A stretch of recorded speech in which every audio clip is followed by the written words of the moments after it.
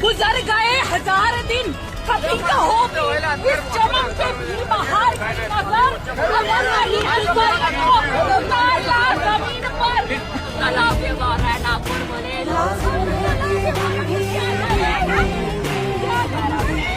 धुरंधर आ जाएगी। धुरंधर 3 में ये भी साबित हो जाएगा कि नीट इसलिए लीक हुआ क्योंकि उसमें पाकिस्तानी आ गए थे बीच में, मुस्लिम लीक करने वाले थे। ये जो टीनेजर्स है ये सारे क्या एंटी नेशनल है? हम सब एंटी नेशनल है।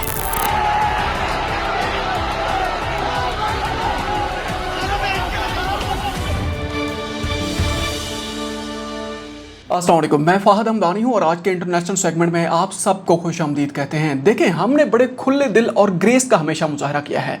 जब भी हमने भारत का जिक्र किया, हमने कहा भारत दुनिया की सबसे बड़ी जमहूरियत, भारत दुनिया की चौथी बड़ी मईशत, इसमें कोई दूसरी राय नहीं है। लेकिन कल और परसों दिल्ली में जो कुछ हुआ, या कल तो पूरे भारत में जो कुछ हुआ, क्या हम कह सकते हैं कि दुनिया की सबसे बड़ी जमहूरियत आज भारत है? आज तो हम बिल्कुल भी नहीं कहने वाले।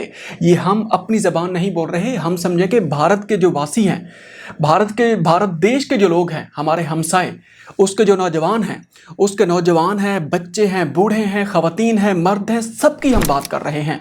कल और परसों काकरोच जनता पार्टी के एहतजाज के जो बच्चे हैं, उनके साथ जो कुछ किया गया, जुल्म के पहाड़ तोड़े गए। मोदी सरकार ने कल और परसों जो कुछ किया है उनके साथ, एक एक करके सारी तफसीलात आपके सामने रखते हैं। देखें, बात है सीधी। ये जो नौजवान हैं जिनको काकरोच कहा गया, जो सुप्रीम कोर्ट के वो जो चीफ जस्टिस हैं, उन्होंने कहा कि जनाब ये काकरोच हैं और निज़ाम पर ये हमलावर होते हैं। उसके बाद जो पार्टी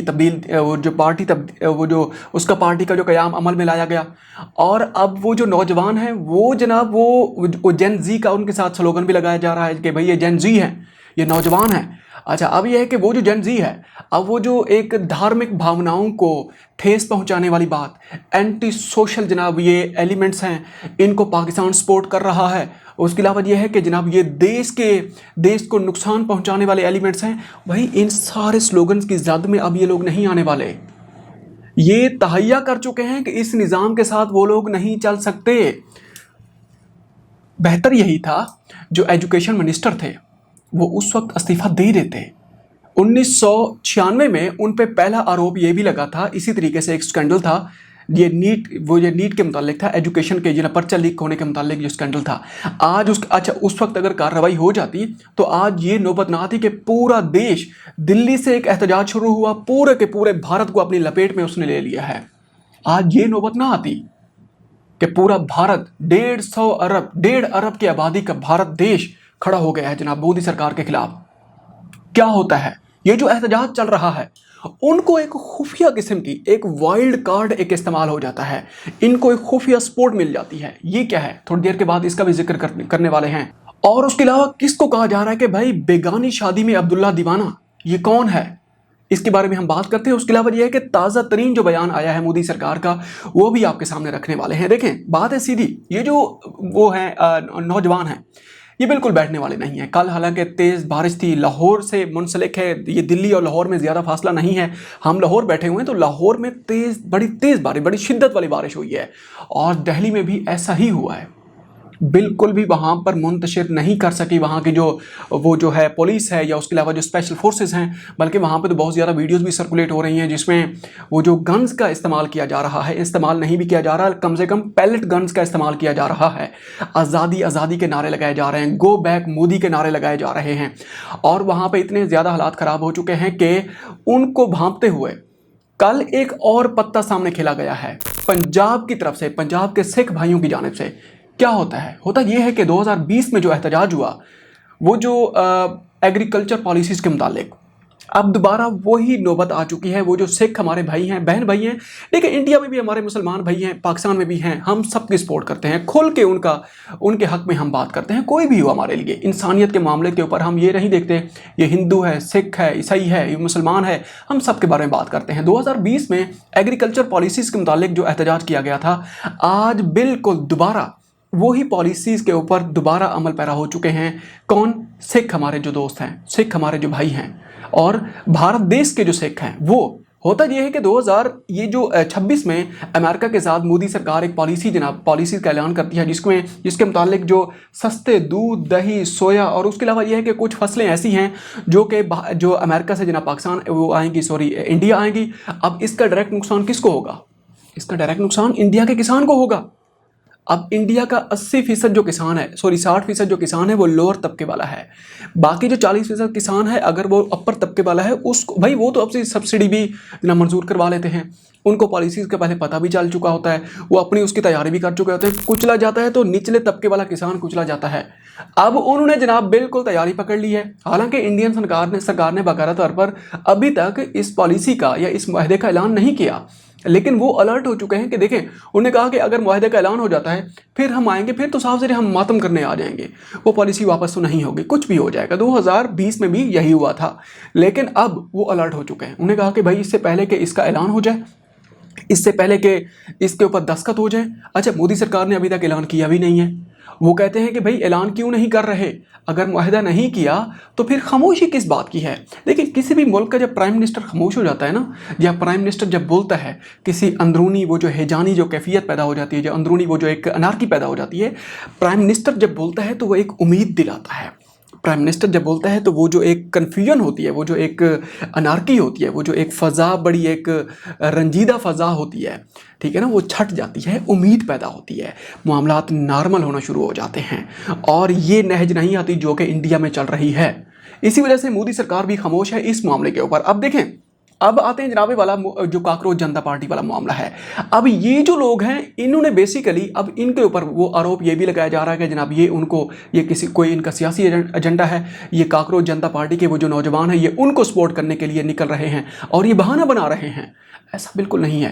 कल ये भी होता है कि काकरोच जनता पार्टी के ये जो नौजवान हैं जब उन पर मजालिम ढाए जा रहे थे, उनकी मज़ीद तफसीलात भी हम आगे जाके आपके सामने रखने वाले हैं। उस वक्त यही सिख थे, वहाँ पर गुरुद्वारे में जनाब यही नौजवानों ने जाके पनाह ली है। यही गुरुद्वारे के लोग थे, उनकी वीडियोस भी हम आपके सामने रख देंगे कि यही गुरुद्वारे के लोग थे जनाब, उनको खाना दे रहे थे और वो वीडियोस बड़ी सर्कुलेट हो रही हैं सोशल मीडिया के ऊपर। अंदाज़ा लगाएं यही सिख हैं जिनके बारे में क्या बातें की जाती हैं, इनको माइनॉरिटीज़ तस्वर किया जाता है।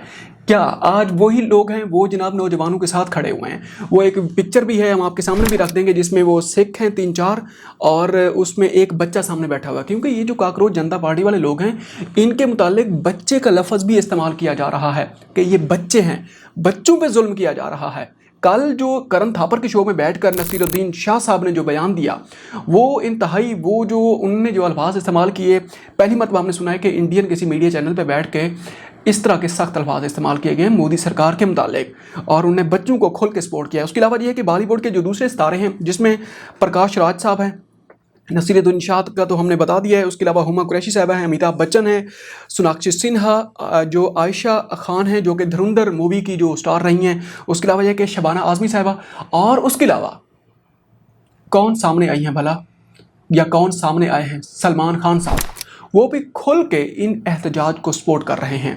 इमरान खान साहब जो उनके जो आमिर खान के जो भाई हैं, सौतेले भाई हैं गालिबन, वो भी जनाब सामने आ चुके हैं। अब ये सारे के सारे वहाँ पहुँचे हुए हैं, सॉलिडेरिटी का जनाब इजहार कर रहे हैं, इजहार यकजहती कर रहे हैं।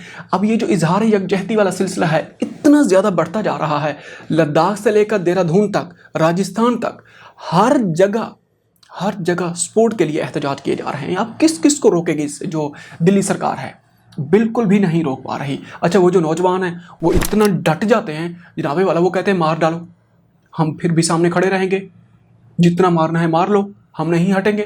अब वो 10-15 वो जो CPRF के वो नौजवान होते हैं, या वो जो ब्लू यूनिफॉर्म वाले होते हैं, गालिबन वो कोई स्पेशल फोर्सेस के होते हैं, वो उनको डंडे उनके ऊपर बरसाते हैं, वो फिर भी खड़े रहते हैं, टस से मस नहीं होते।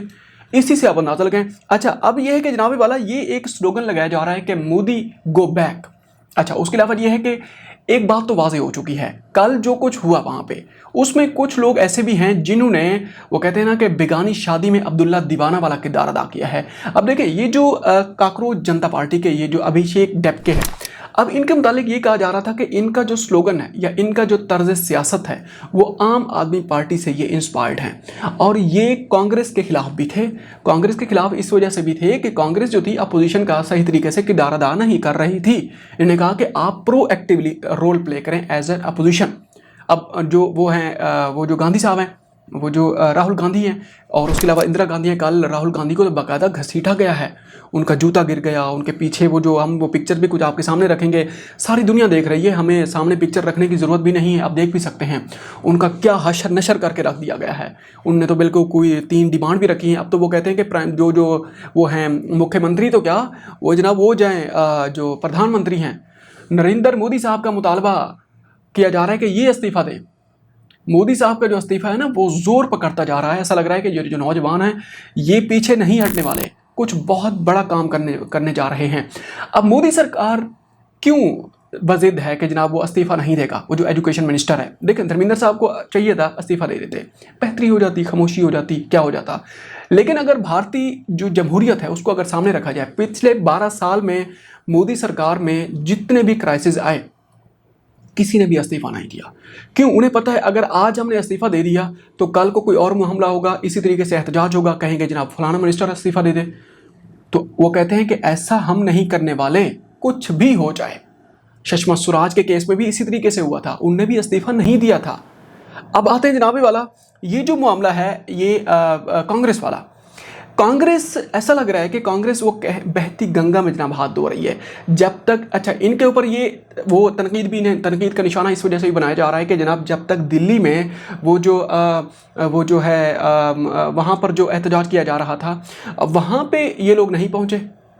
लेकिन जैसे ही इन्होंने देखा भाई ये तो पूरा जो देश है इसको सपोर्ट कर रहा है, पूरे देश में एहतजाज होते जा रहे हैं, हम ही क्यों ना फ्रंट फुट पे आ जाएं। उस वक्त ये जो राहुल गांधी साहब हैं वो सामने आ चुके थे।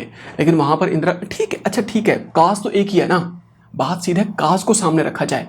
काज को जब सामने रखा जाएगा तो फिर ये नहीं देखा जाएगा कौन पहले आया कौन बाद में आया।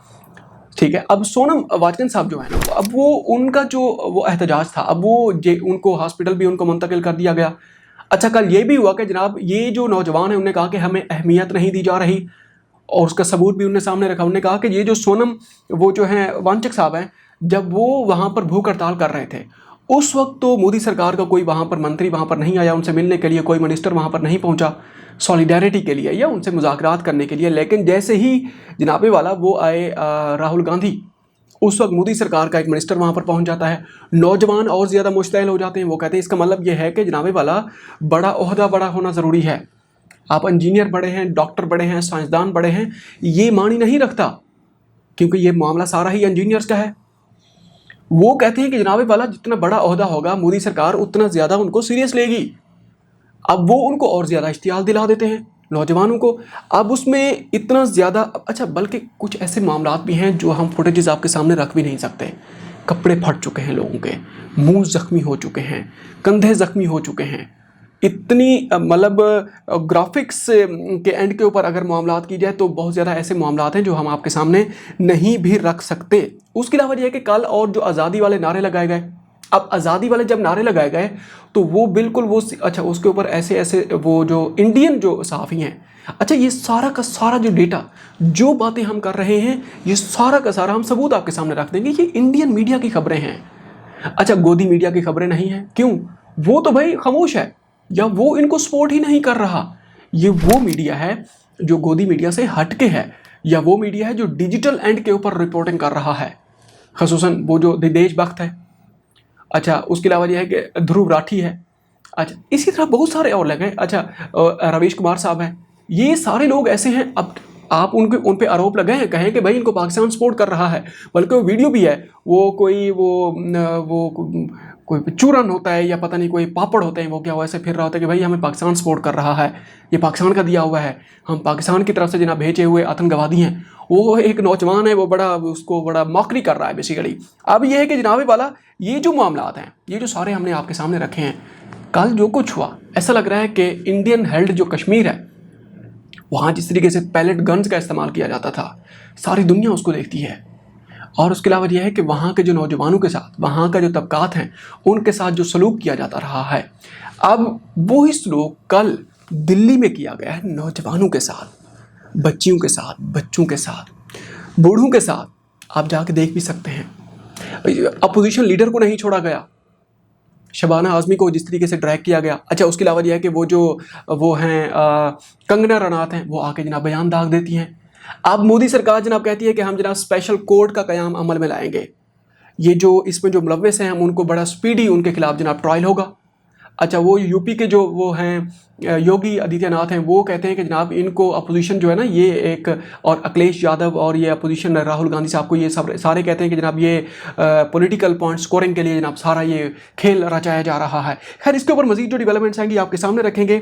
अपना ख्याल रखिएगा और हो सके तो हमारे चैनल का भी ख्याल रखिएगा। अगर आपने अभी तक इसको सब्सक्राइब नहीं किया, काइंडली इसको सब्सक्राइब कर लें। आप ये ना देखेंगे ये पाकिस्तान से रिपोर्टिंग हो रही है, आप ये देखें कि भाई जो हकूक़ की बात होती है, देखिए वहाँ भी हमारे मुसलमान भाई बसते हैं, सिख हैं, यहाँ भी सिख हैं, मुसलमान भी हैं, उसके अलावा यहाँ हिंदू भी हैं, क्रिश्चियन भी हैं। जो कुछ वहाँ हो रहा है भाई यहाँ भी हो सकता है। रिपोर्टिंग का मतलब यह है कि ये एक ऑब्जेक्टिव जर्नलिज्म का हम किरदार अदा कर रहे हैं। 1% भी ऐसा नहीं है कि भाई ये इंडिया की खबर है जनाब वावेला मचा दो, ये कर दो, वो कर दो, पॉइंट स्कोरिंग के लिए, व्यूअरशिप के लिए सनसनी फैला दो, ऐसा बिल्कुल भी नहीं है। 1% भी ऐसा नहीं है। खैर, इसके ऊपर जितना बात कीजिए उतना लंबी है। अपना ख्याल रखिएगा और हो सके तो हमारे चैनल का भी ख्याल रखिएगा। अगर आपने अभी तक इसको सब्सक्राइब नहीं किया, एक बार तो फिर हमारी आपसे विनती है, दरख्वास्त है, इसको काइंडली सब्सक्राइब कर लें। अगर इसको आप अहल समझते हैं कि ये कंटेंट दोबारा सुनने के लायक है तो। अस्सलाम वालेकुम।